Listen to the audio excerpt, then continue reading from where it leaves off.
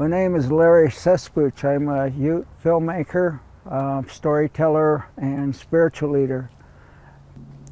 We're filming today here in the Wasatch Mountains that were the home for our Yuvuitu, our Yuana people, our Yuana Utes. And this is their home. And the rest of our Ute people, we come from Colorado. We are the White River and the Uncompahgre bands. White Rivers, we're over around Steamboat all the way to Aspen and Denver. And the Uncompahgres were in the middle part of the state from Monticello, all in that whole middle area. And we all relocated here to this reservation that we're at today called the Uinta, which is the Utah Utes, and the Ouray, who are the Colorado Utes. And thinking of this film, you want it to be used to help people understand we have always been here as Native people, and we will continue to always be here no matter what.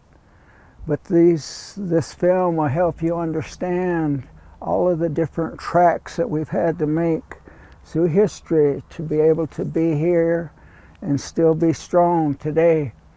Makes no difference, and tomorrow we'll still be here. So we Native people have adapted to everything, and this film will help you to understand what we've had to go through to still be here, and we'll continue to be here. Hello, Yat E Sheridanez Yanashia. Hi, my name is Sheridanez. I am Tkachitni, which is red running into the water, born for Tsitnajini, the black streak of the woods. I am Navajo, Dene, and I'm happy to give you this information today. I hope you enjoy it. Thank you. The history of sovereignty in U.S. Native American relations has roots in historical developments such as the Doctrine of Discovery and British colonial policy. The Doctrine of Discovery greatly influenced U.S. tribal relations, as we will see later in the case of Johnson versus McIntosh. The Doctrine of Discovery is a centuries-old doctrine that provided the framework for Christian explorers to lay claim to territories uninhabited by Christians. If the lands were vacant of Christian inhabitants, then they could be defined as discovered and sovereignty claimed. The presiding theory of the time was that the indigenous people, because they were not Christian, were not human, and therefore the land was empty, or terra nullius. Non-Christians were deemed to be uncivilized and therefore unable to make legal claim under natural law. As Great Britain sought settlement in the American continent, its preferred colonial policy was to treat tribes as sovereign nations, and it acquired land mostly through payment. The British government also sought to prohibit settlement beyond the eastern mountain ranges in order to separate tribes from non-tribal entities, preserving peace. This policy was formalized in King George III's Royal Proclamation in 1763, and it kept peace between Indians and settlers for a time. Following the Revolutionary War and the formation of the U.S. government, President George Washington reaffirmed that a fair Indian policy was a high priority. In his 1789 Memoranda on Indian Affairs to Congress, Washington's words echoed the stance Britain had taken in its dealings with indigenous people. Washington asserted the U.S. government's intentions to recognize indigenous groups as foreign entities. This Indian policy recognized that peace would be less costly than war, and treaties could be the basis of conducting Indian relations, including providing compensation for land claims. To avoid conflicts between settlers and Indians, the U.S. would draw a line and avoid expansion beyond that line. Washington's recommendations were largely adopted by Congress. Unfortunately, settlers continued to encroach on protected Indian lands.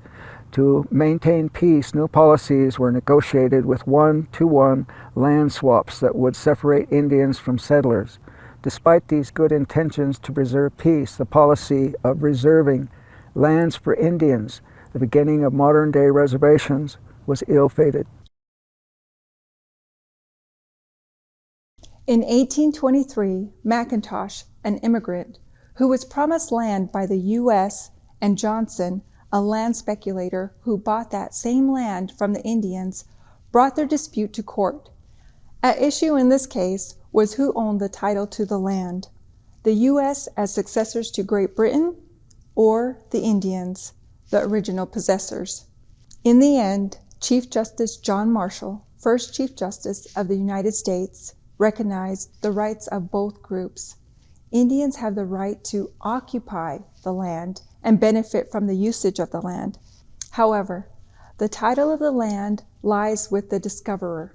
In this case, the U.S. federal government, who stood in place of Great Britain, as the U.S. had defeated Great Britain in the Revolutionary War.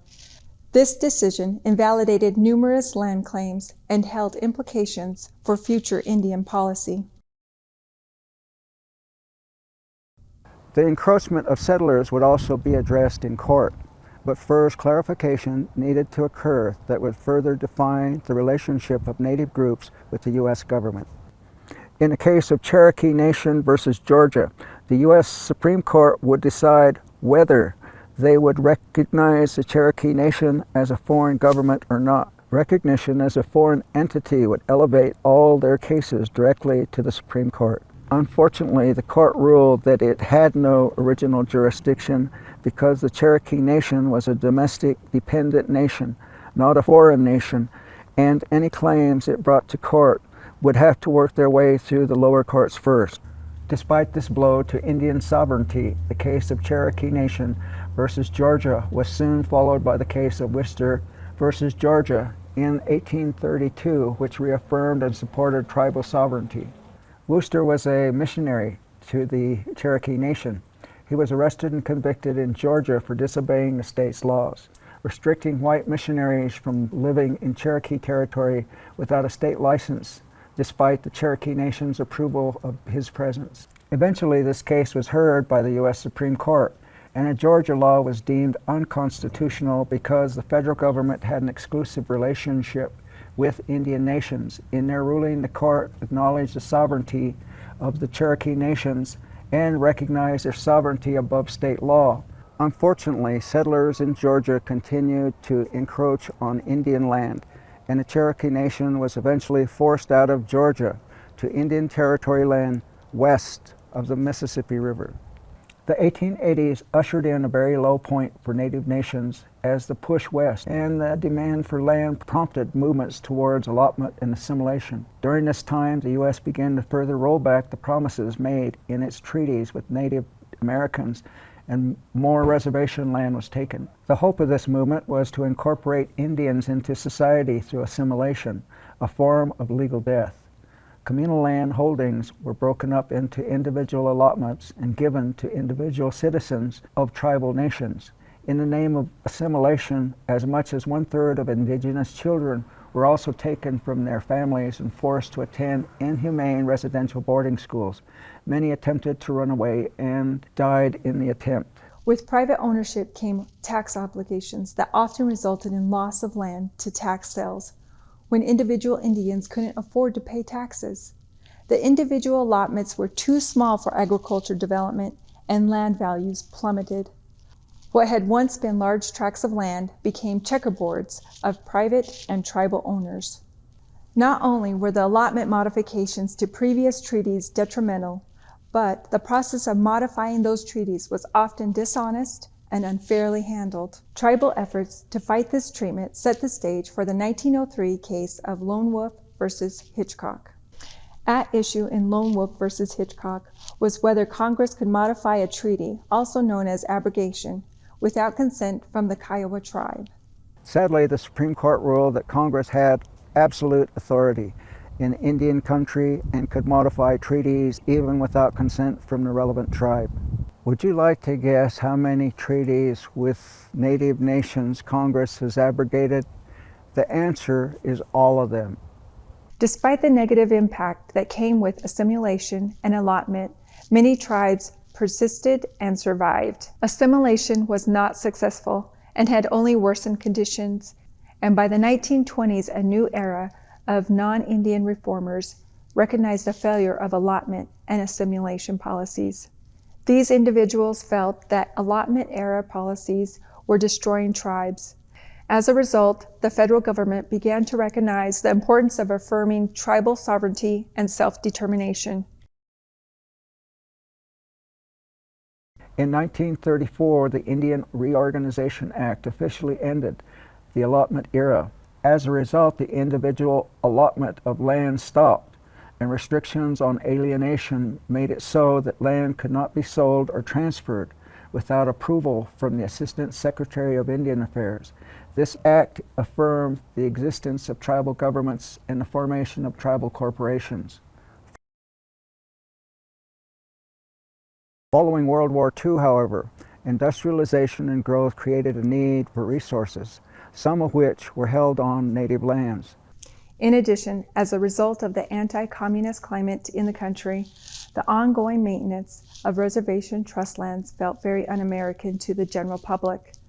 These factors ushered in the policy of termination, a series of laws focused on dismantling tribal sovereignty.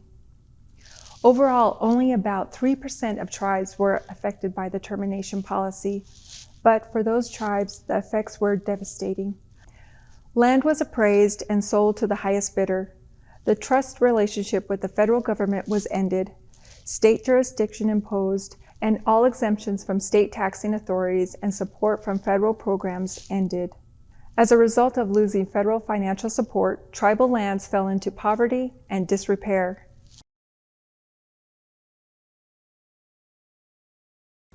The threat of termination galvanized tribes, and states began to rethink termination because of the expense of assuming services previously provided by the federal government. This led to the modern era of indigenous self-determination. President Nixon's message to Congress in July 1970 officially signaled the end of the policy of termination and the beginning of the policy of self-determination. In his words, "We must assure the Indian that he can assume control of his own life without being separated involuntarily from the tribal group. And we must make it clear that Indians can become independent of federal control without being cut off from federal concern and federal support." During this period of self-determination, and with the help of lobbying on behalf of tribes, a large number of tribal-related legislation was passed.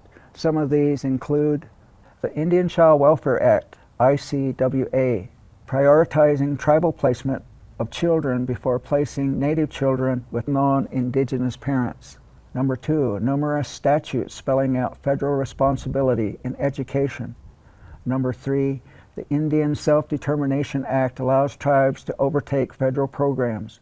Number 4, the Indian Civil Rights Act, ICRA, and other statutes supporting tribal courts and justice. And number 5, the Native American Graves Protection and Repatriation Act, NAGPRA, requiring human remains of Native individuals be returned to tribes. This era of tribal self-determination continues today with a focus on protecting tribal culture and sovereignty while increasing tribal economic stability. I'm thankful to be a part of this project, to be able to, convey some of this information which people may not have been aware of. And I've learned a lot from this in this last year, and it gives me a strength and a pride that hopefully we continue moving forward in beauty and grace, and to move that forward with our future generations.